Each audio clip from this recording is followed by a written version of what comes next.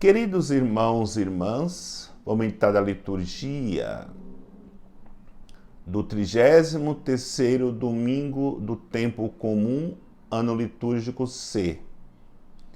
Se você ainda não se inscreveu nesse canal, toque aí, se inscreva para receber notificações da publicação de novos vídeos com a liturgia.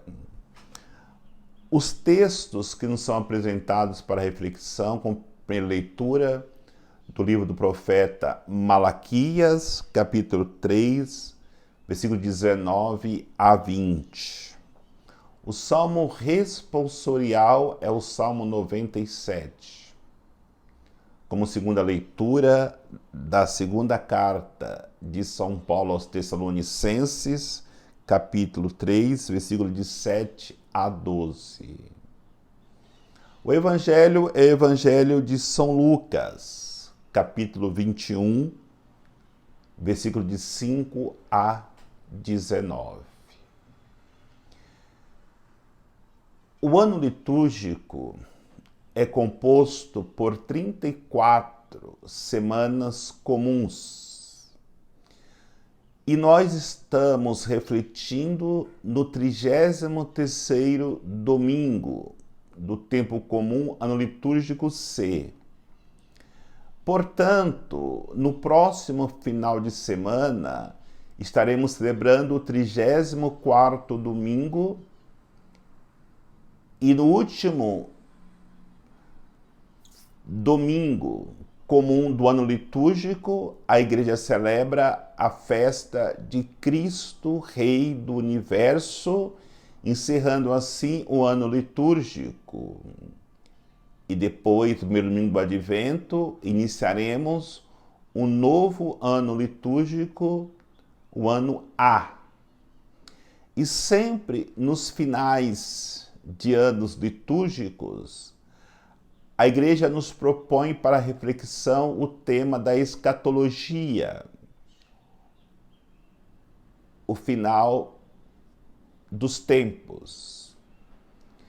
A liturgia da palavra hoje nos direciona para esta reflexão. O livro do profeta Malaquias lembra o anúncio de muitos profetas de que o povo sairia do exílio, da escravidão e voltaria para a pátria.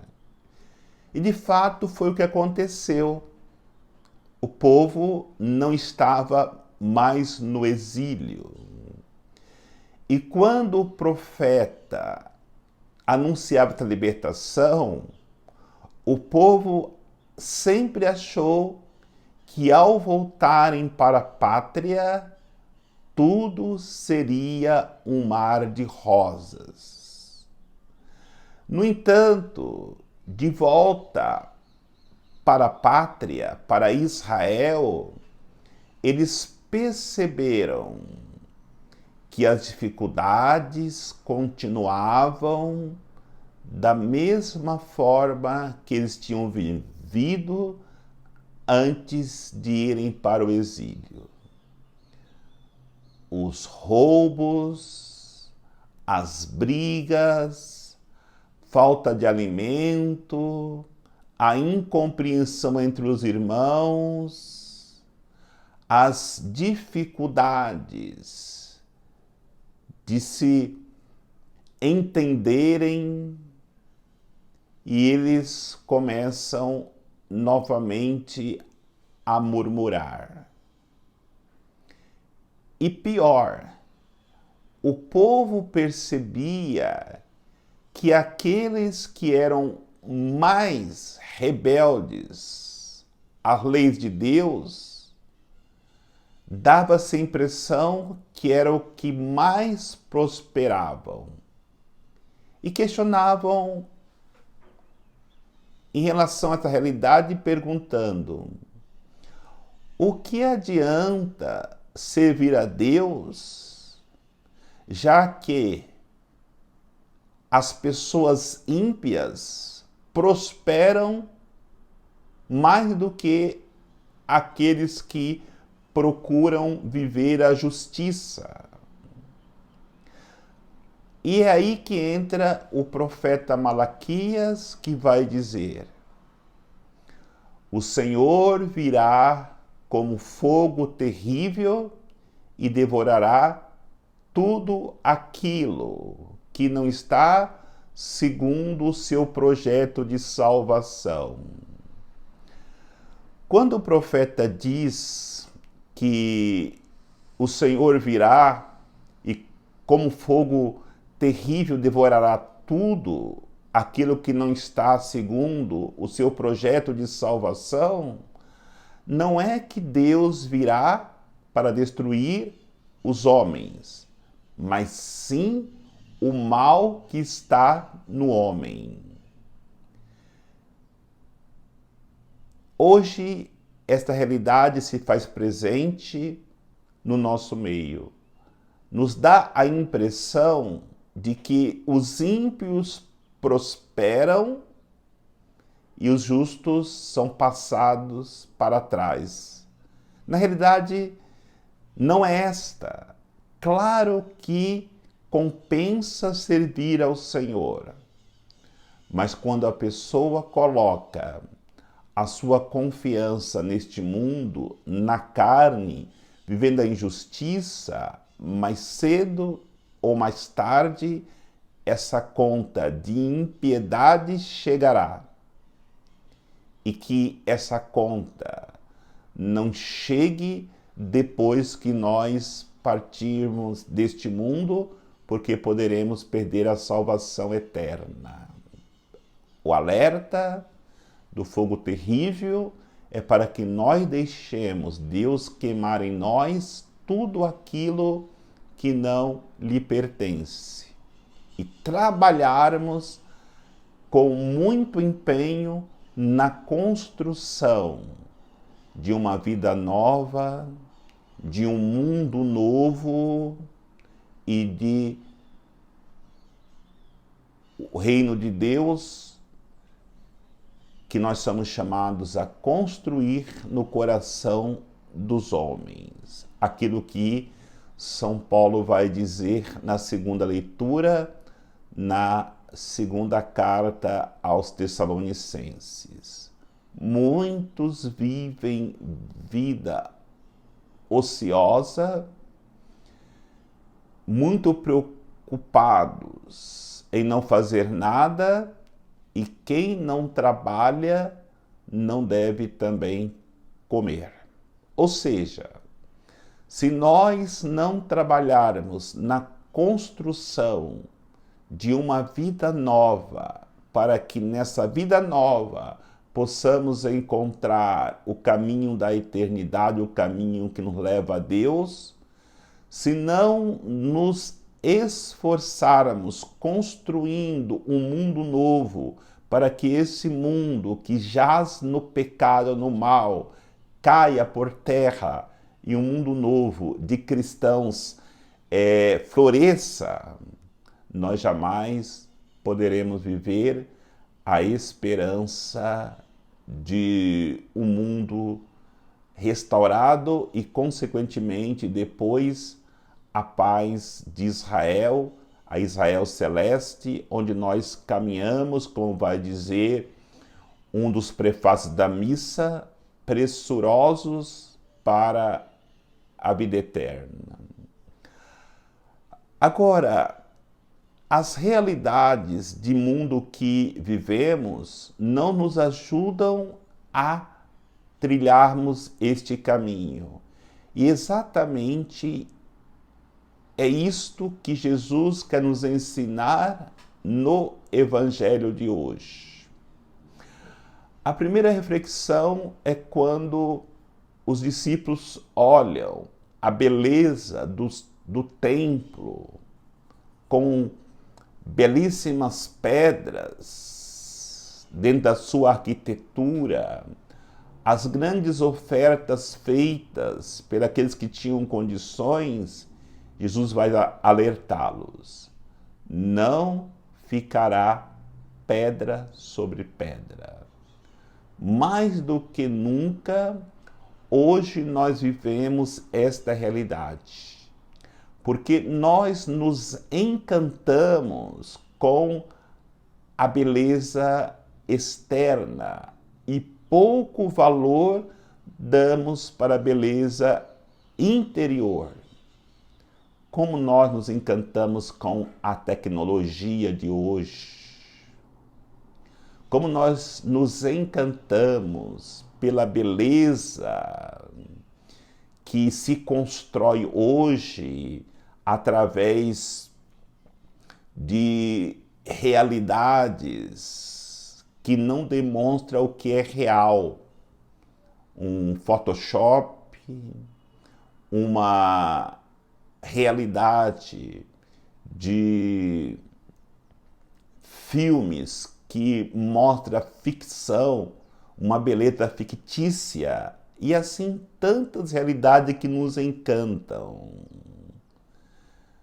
As riquezas que o mundo apresenta hoje, Jesus diz, não ficará pedra sobre pedra, mesmo porque quando nós partirmos deste mundo, nada disso se colocará na conta para nós entrarmos na vida eterna. E ainda nos encontramos com outro convite de Jesus para nós refletirmos, que é aquilo que as pessoas dizem. Não nos encantarmos com a beleza da palavra dita, mas olharmos se aquelas palavras ditas estão em consonância com aquele que as dizem. Os políticos, os líderes religiosos e tantos outros que falam tantas palavras, mas, no entanto, não vivem aquilo que dizem. Jesus nos alerta para tomarmos cuidado, para não nos deixarmos levarmos pelas belezas das palavras, porque muitos se perderão, porque em vez de olhar a vida daquele que diz, acabam apenas deixando-se convencer pelas belas palavras. A terceira realidade que Jesus nos alerta é sobre a realidade muito presente nos dias de hoje, que nos leva a refletir sobre o tempo escatológico. Haverá guerras, terremotos, brigas de países contra países, um se voltando contra o outro. Ele nos convida a ficarmos alertas. Estas realidades acontecendo nos traz e nos deve levar a uma profunda reflexão de que, de fato, Jesus está próximo de voltar na promessa da sua parousia, na sua segunda volta. Mesmo porque os homens hoje não buscam mais a Deus. E quando não se busca a Deus, a pessoa perde o limite, porque só Deus coloca limite no homem. E quando no coração do homem não existe mais Deus, ele deixa de viver a sua humanidade. E quando ele não se sente humano, ele se revolta contra os humanos e acabamos por nos depararmos com esta realidade que vemos hoje, o desprezo total em relação à vida humana.